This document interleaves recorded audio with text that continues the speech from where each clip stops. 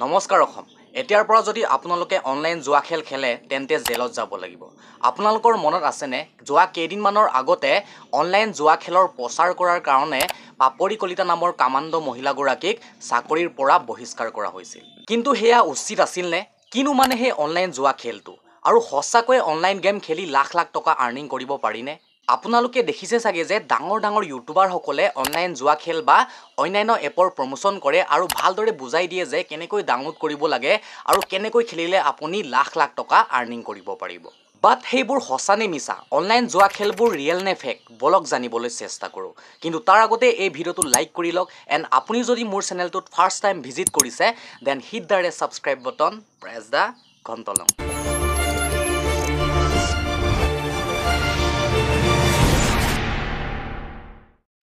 প্ৰথমতে আমি অনলাইন গেমৰ হিষ্টৰীটো জানি লওঁ ক'ত আৰু কেনেকৈ অনলাইন গেমৰ আৱিষ্কাৰ হৈছিল অনলাইন গেমৰ ইতিহাস 1970 চনৰ পৰাই আছিল অনলাইন গেমৰ এটা প্ৰাৰম্ভিক উদাহৰণ হৈছে MUDS য'ত প্ৰথম MUD1 জড়িত আছিল যিটো 1978 চনত বনোৱা হৈছিল আৰু বনোৱাৰ আগতে আন্তৰিক নেটৱৰ্কলৈহে সীমিত আছিল গাইস মানুহৰ দ্বাৰা আৱিষ্কাৰ কৰা সৰ্বপ্ৰথম অনলাইন গেমটোৰ নাম আছিল পং যিটোক 1972 চনৰ 29 নৱেম্বৰ তাৰিখে বনোৱা হৈছিল কিন্তু তেতিয়াৰ সময়ত আজিৰ নিচিনা টেকনলজি হিমান এডভান্স নাছিল পং নামৰ গেমটো কেনেকুৱা আৰু কেনেকৈ খেলা হৈছিল এই ভিডিঅ' ক্লিপটোৰ জৰিয়তে আপোনালোকক অলপ দেখুৱাবলৈ চেষ্টা কৰিম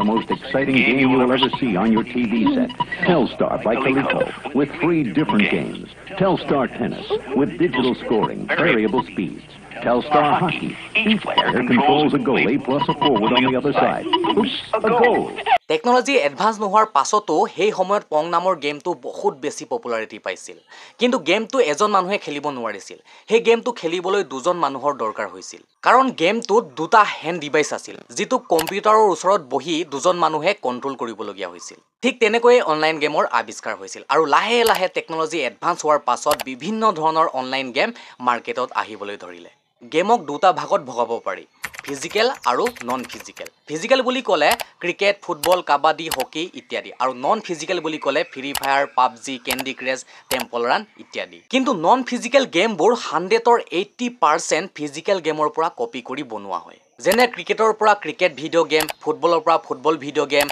লুডুৰ পৰা লুডু ভিডিঅ' গেম আদি বহুতো উদাহৰণ আছে আৰম্ভণি সময়ত সেই গেমবোৰক মানুহে অনলি ফান বা এণ্টাৰটেইনমেণ্টৰ কাৰণে খেলিছিল কিন্তু লাহে লাহে সেই অনলাইন ভিডিঅ' গেমবোৰ জুৱা খেললৈ কনভাৰ্ট হ'বলৈ ধৰিলে আৰু ভৱিষ্যত এনেকুৱা এটা দিন আহিব য'ত মানুহে নিজৰ ঘৰ সম্পত্তি মাটি বাৰী বিকি সব জুৱা খেলত লগাই দিব কিন্তু গাইজ ভাবিবলগীয়া কথাটো হৈছে চৰকাৰে এতিয়ালৈকে বেয়া জুৱা খেলবোৰ আমাৰ ভাৰতৰ পৰা বেন কৰা নাই হয় ভাৰত চৰকাৰে বহুত কেইটা অনলাইন এপ আমাৰ ভাৰতৰ পৰা বেন কৰিছিল যেনে লাইকি পাবজি টিকটক ইত্যাদি কিন্তু এতিয়াও বহুত কেইটা অবৈধ বেয়া জুৱা খেল আমাৰ সমাজত মাৰ্কেটত চলি আছে কোম্পানীয়ে সেই বেয়া জুৱা খেলবোৰক পাব্লিকলি প্ৰমোট কৰে সেলিব্ৰিটি আৰু ক্ৰিকেটাৰসকলে পাব্লিকক বেবুখুব বনাই সেই বেয়া অনলাইন জুৱা খেলবোৰক খেলিবলৈ প্ৰেৰণা যোগাইছে বাট সেইবোৰ এক্টিভিটি চৰকাৰৰ দৃষ্টি নপৰে কোনোবা এজন ছ'চিয়েল ৱৰ্কাৰে যদি পইচাৰ অভাৱত প্ৰচাৰ কৰে বা প্ৰমোট কৰে তেতিয়াহে চৰকাৰৰ দৃষ্টি পৰে আৰু তাৰ পাছত সেই ব্যক্তিজনক জেলত ভৰাই দিব বা তাক কৰ্মৰ পৰা বহিষ্কাৰ কৰি দিব ইউটিউবাৰসকলে ইউটিউবৰ পৰা দুই ধৰণে পইচা ইনকম কৰে এটা হৈছে গুগল এডচেন্স আৰু আনটো হৈছে স্পন্সৰশ্বিপ মানে হৈছে ডাঙৰ কোম্পানীসকলে ক্ৰিয়েটাৰসকলক এহঁতৰ ব্ৰেণ্ড প্ৰডাক্টসমূহ প্ৰমোট কৰিবলৈ দিয়ে তাত ভাল বস্তুৰ লগতে বেয়া বস্তু জড়িত হৈ থাকে যেনে অনলাইন ৰামি তিনিপতি ইত্যাদি জুৱা খেলৰ কোম্পানীসকলে লাখ লাখ টকা পইচা দি ইউটিউবাৰসকলক এহঁতৰ এপবিলাক ছ'চিয়েল মিডিয়াত প্ৰচাৰ কৰিবলৈ দিয়ে যাৰ ফলত উঠি অহা প্ৰজন্মক এটা বেয়া অভ্যাসৰ ফালে ঠেলি নিয়ে ইউটিউবাৰসকলকতো বাদেই দিছোঁ ডাঙৰ সেলিব্ৰিটি আৰু ধনী বিৰাট কোহলি নিচিনা ক্ৰিকেটাৰসকলে জানি বুজি অনলাইন জুৱা খেলৰ প্ৰচাৰ কৰি সমাজক ধ্বংস কৰিছে এহঁতৰ কি অভাৱ